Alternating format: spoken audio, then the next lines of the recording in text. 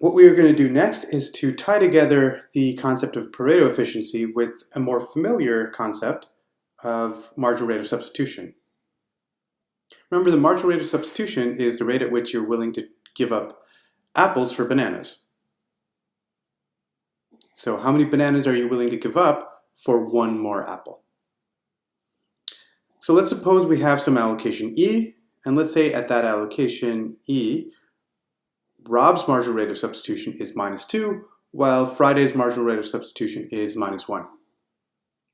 Well, that means that Friday's willing to trade apples and bananas 1 for 1.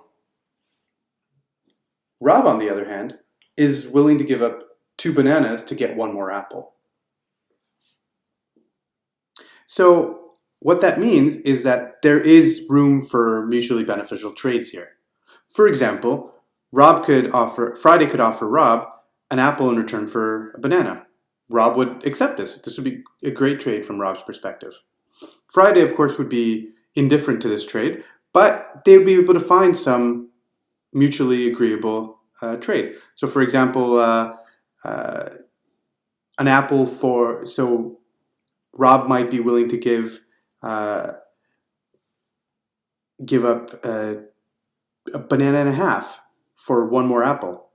Well, Friday's happy with this. It makes Friday better off, right? He would have just been happy with getting 1 banana for 1 apple, but now he's getting a banana and a half. Rob, on the other hand, only has to give up 1.5 bananas, and now he's only having to give up 1.5. He was willing to give up 2, but he only has to give up a banana and a half to get 1 more apple. So there's room for a mutually beneficial trade if the marginal rates of substitution are different. So we could expect that these guys are going to keep making trades until we end up at a situation where the marginal rates of substitution are equal. And at that allocation, there wouldn't be any room for further trade, which means that the allocation would be Pareto efficient.